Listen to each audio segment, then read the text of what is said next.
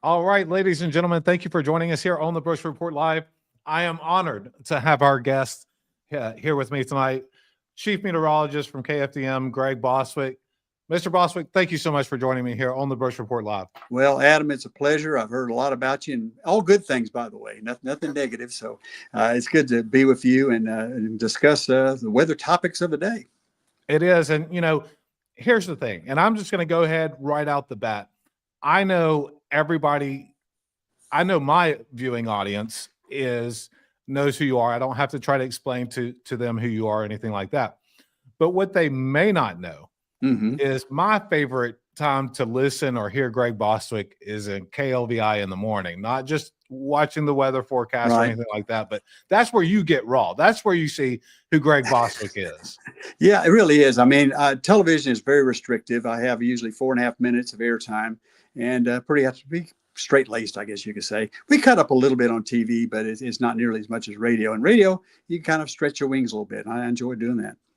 That's right. And I just want to go ahead and encourage our followers, if you're watching us right now, put a one in the comments or let us know where you're watching us from. And listen, go find Greg Bostwick. If you're not already there, go find his page because he'll keep you kind of laughing because sometimes you can snap back real quick at some things that people post that I watch. I love to see those comments, but you really, I think what makes people want to or is drawn to you is that, you don't just post things and then walk off into the sunset. You'll sit there and engage, and it's like you really care because I don't care if it's 2:00 in the morning. I don't care if it's 5:00 in the evening before you get to work. You are posting and keeping Southeast Texas, East Texas, Southwest Louisiana, that whole area. You're keeping us informed with the weather. I mean, you just don't do it as a job. You do it as a hobby, as a passion.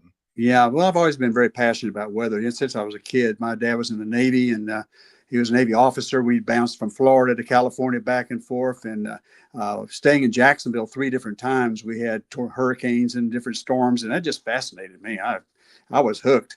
I actually wanted to be a hurricane hunter when I was a kid. I wanted to be one of the guys that fly into hurricanes, So not me. Yeah, so I didn't get to do that, but I'm doing something I really enjoy, and that's hopefully helping people out in bad situations. And we've had several big events over the years that I felt like we saved some lives. Yeah, I believe so too. And I'll just, before we get to the weather, I want to touch on this, and this may be something that people already know, but what is probably the most singular weather event that you've covered or been a part of that just, it really, stuck out to you that's the one? Well, obviously the hurricanes, I think Rita and Ike are huge. Harvey, how can you dismiss that? Melda. I mean, it's a laundry list, and it's kind of interesting. When I first started in 1979, I would speak to many schools and civic groups over the years, and I felt like I was the evangelist of severe weather. I was preaching this doctrine that one of these days we're going to get hit by bad storms, and basically I got the impression that most people felt like it's going to happen to somebody else. It's going to turn at the last minute. And for many years, it always did. In Andrew in 92, we evacuated and it hit Louisiana, didn't do a thing here. But when Rita hit, and then after, it seemed like we were hit repeatedly, people have a whole different attitude about severe weather. They really do. But what's great, that's one thing that I would say about technology these days is how it's advanced those warning systems and the ability to kind of help you guys forecast what's coming up and warn people to get out of the way of danger. Now, as you know, a lot of people don't heed to those warnings. People get real complacent. And so I agree. Well, the thing is, when I first started out, we did a 3-day forecast on TV. We didn't even do a 5-day. And this is how the technology has changed to do 3, then went to 5. And quite honestly, Adam, I went kicking and screaming to do a 7. Because, you get beyond 5 days, even with today's technology, gets really shaky. And I know we're going to talk about this upcoming weather event, but we're just now getting into that, below 5-day window. And it's very difficult. And you'll see it, of course, on social media. People put up these graphics which show where a storm will be weeks in advance. And we just don't have the capability of doing that. Well, like in the business, the old saying, don't ever, it's good. It's good. It makes for good TV when they're pretty colorful and, and in our industry, being first is a thing, right? Like Oh, yeah. people want to be first to say, oh, I told you snow was coming, or Hmm. I told you this was happening, or it's going to Sure. be 110 degrees outside. Right. And so, that's just something that you contend with, especially when folks are starting out. They're Hmm. trying to make their way. They're trying to get the most attention that they can, and sometimes they'll Right. take those risks a little too Yes. soon. I agree on that totally, and it's a situation where it's all about social media largely now. I mean, years ago I didn't have to contend with that. When I first started out, there were 3 stations here in town. We dominated. I mean, the TV. Yeah. You watch the news on TV. You watch Channel 6, Channel 4, Channel 12 back in the day, Yep. and now there's many options. And There is. quite Well, honestly, I'm kind of one of those. I mean, I'm media partners with KFDM, but Mhm. I'm kind of an independent too. But that's the way social media has changed the game, I Oh, it guess. has. Yeah. There's so many people out there that have pages that on weather, report the weather. And quite honestly, they don't have any credentials, but they're showing these, like you said, pretty graphics, pretty colors. They have access to the same stuff I have, but I'm not going to show stuff like that because I know what it means. I mean, it doesn't have any scientific basis many times to show this stuff. Well, you made the reference about preacher, and it's funny that you brought that up because, and I think this, and you handle it with humility and humbleness, but you're known as the Southeast Texas weather god, and we call you the Billy Graham of weather here in Southeast Texas. So, but speaking of, let's go ahead and get into your forecast because I'm Yeah. sure people want to know: are we getting snow or are we not? I mean, I know Well, there's I mean, that's the $1 million question as far as we're concerned, trying to figure this all out. But you can see right now, there's the current temperatures around the state. Used to be, that's not that cold, and really isn't. I mean, we're almost the same temperature as Amarillo right now, for example. So no big deal. But things are going to change. There's no precipitation on radar at all. Nothing going on there. No big deal. We are expecting dry weather. By the way, if you want to get out and do things the next couple of days, you can certainly do that. But then, things are going to start changing. Lows tonight, kind of chilly. We'll be in the 30s. But here's what I like. Look at tomorrow. I have 67. Isn't that nice? I was That's outside beautiful. working, in fact, up at Lumberton this morning. We had some problems with our weather station, our WeatherNet station up at Lumberton Middle School. So we had to kind of rebuild it this morning. I started out this morning with a heavy coat, and I was shedding that sucker pretty quickly as it warmed up during the day. So it's nice to get that thing back online. By the way, we have 93 weather stations now online Oh, in wow. Southeast Texas. It's I'm really proud of that. We have the largest weather station network owned by a TV station in the country. Nobody has what we have. Well, for folks that don't know, kind of tell us why that's important or what that means for them. Well, if you've been down here any length of time, particularly in the summertime when we have these summer thunderstorms, you could be in one part of town where cars are flooding out, and the other side of town the sun is shining. And Sure. these few miles of difference make a big difference. So when we have severe weather in particular, it helps us identify where the really bad weather is. So we have stations all the way from the Bolivar Peninsula all the way to Toledo Bend in a very high density. So it really, really helps us forecast not only just the overnight lows or highs, but severe weather. So it's cool to have that. Gotcha. Let me go on to the next here. In fact, we'll look at I'm going to show you this. I'll show it to you again. But here's what we're looking at right now for the next 7 days. And you see it's very warm. Then the winds shift out of the north and northwest beginning Saturday night. And then the temperatures start to slide. And look at these temperatures we're looking at Monday and Tuesday. And I may actually be optimistic on Tuesday going to 34. It may not get above freezing. It's very, very possible it'll stay in the 20s to near freezing. And I'm also looking at new data coming in that suggests that we'll be able to increase that threat of sleet and snow. We have it at only 30 to 40% right now, but it's looking like it may be better than a 50% chance or better.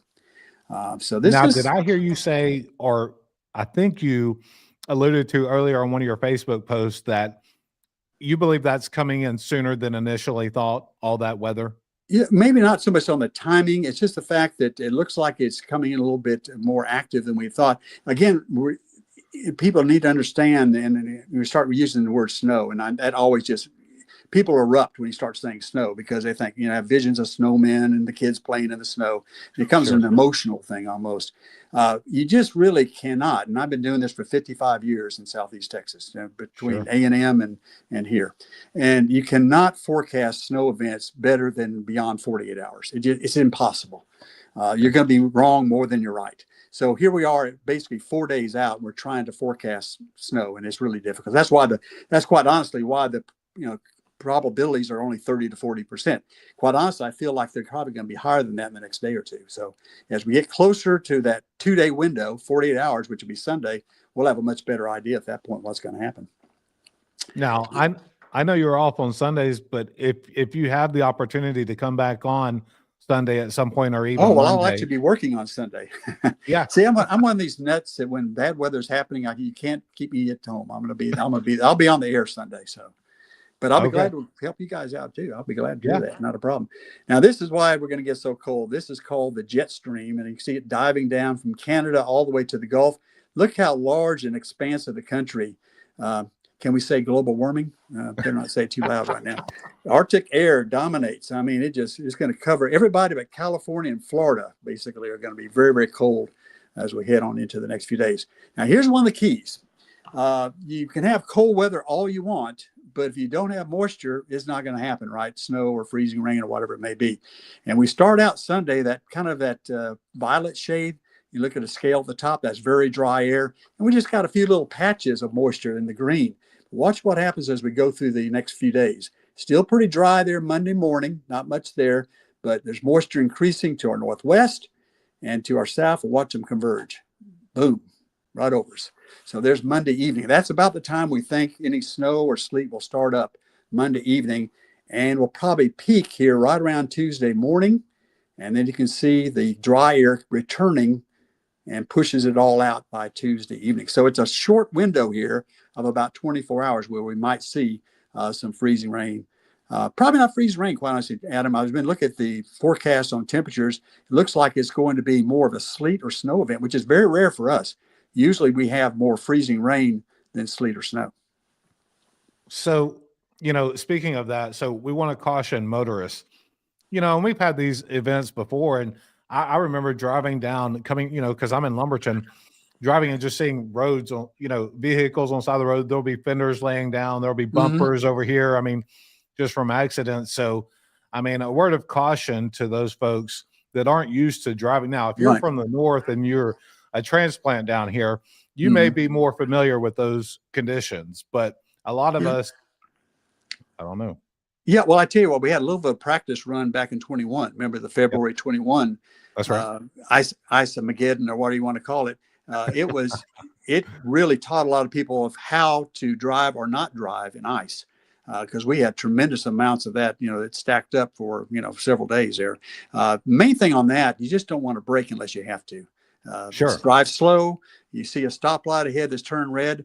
Don't do like you normally do. Race right up to the stoplight and put on your brakes. That's not going to work too well. That's it. Let's see what else I've got here. I want to ask you something, because you were talking about 21. Some people out there have this, I don't know, I guess I'll just call it a question, not necessarily a, I don't know.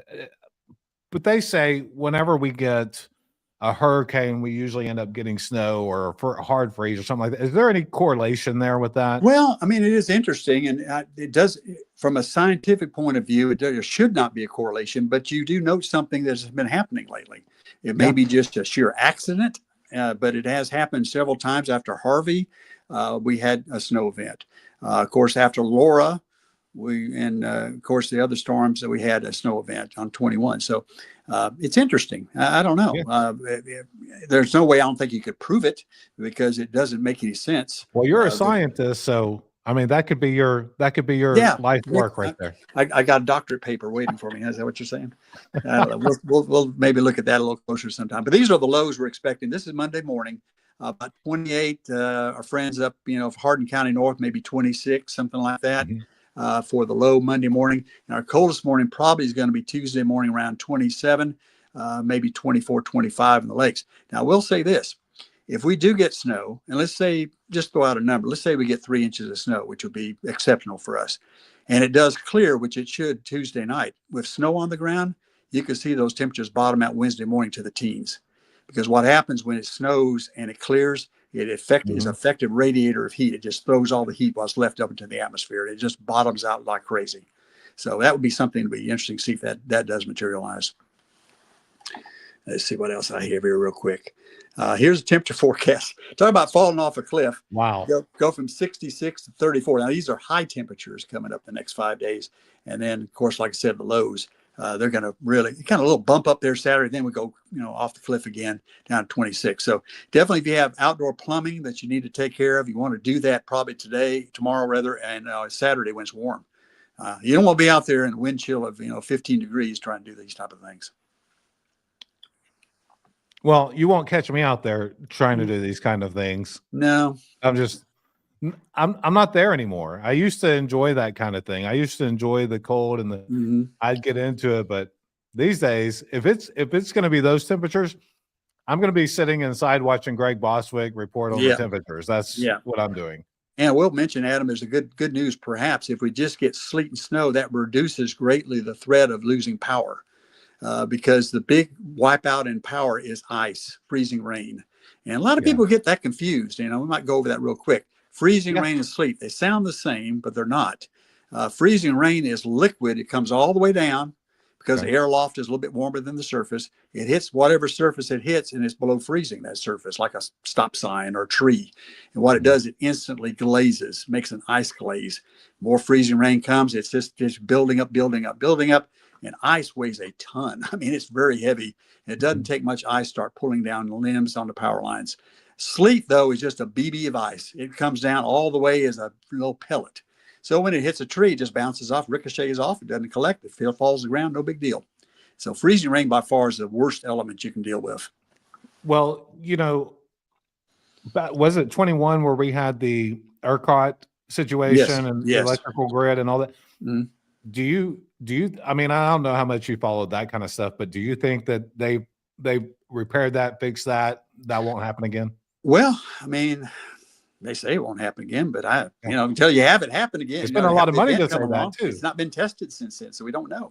Yeah. And this time around, it may not be really tested either, because if it's mainly sleet or snow, you're not going to have that ice. Right. That we had so much. And it's going to move a lot quicker this time. Yes. Is that right? Exactly. Not several days of it lasting. And of course, some of that problem they have with ERCOT was just simply overwhelming demand. It was so cold, like I said, for so many days that the demand just overpowered the generation. Yep. Well, Mr. Bostwick, I don't know if you have any more maps to get to, but I don't want think there's anything else there. Let's see. I'll show you that. We'll skip forward here. Show you that 7-day one more time. I'll tell you what I need to do. Let me take it off, because I know Lakes area needs to be talked about too. So let me see if I can do it real quick. If I can get out of this show. Because I know you have a 10 o'clock show to get to, and I want to be conscious of your time here, because we certainly do appreciate it here at the Bruce Report Live, you coming on. No problem. Anytime there's severe weather going on, I'd love to be with you guys. That's not a problem. Yeah. I know there's a lot of people watching right now, so please be sure and thank Greg for joining us here on the Bruce Report Live. If you don't mind, go give his page a follow. Yeah, this is it's a little bit different up in the lakes. It's, of course, I consider the lakes Hardin County north. So you're looking at a little bit colder temperatures. For example, Tuesday 31. So I'm expecting your area, basically Lumberton North, to probably never get above freezing all day Tuesday. And how many times that happen around here? Doesn't happen very often where it stays below freezing. So we'll look for this forecast to get a little bit better defined. I think as we head into the weekend, we'll have a much better idea if and then how much sleet or snow we might see. Well, that's great. Thank you so much again for coming on. You're welcome. Mr. Bostwick, you have an open invitation to come on here anytime, and I really do appreciate it. Thank you so much. This has been an honor for me for you to come on, and everybody that's reached out to me the last week and a half or two to show support and all that, and I really do appreciate it. I'm humbled by it. So thank you again. You're welcome. I'm gonna send you a text maybe Sunday and see where we're at with things. And if you can hop back on, I'd really appreciate it. I'll be glad to do it. Maybe Sunday evening or something after the 6 o'clock news, we can do that. Sounds good. Thank you guys so much for joining us here on the Bruce Report Live. I'm Adam Brooks. That's Greg Bostwick. Again, thank you guys. Enjoy the rest of your night and stay warm.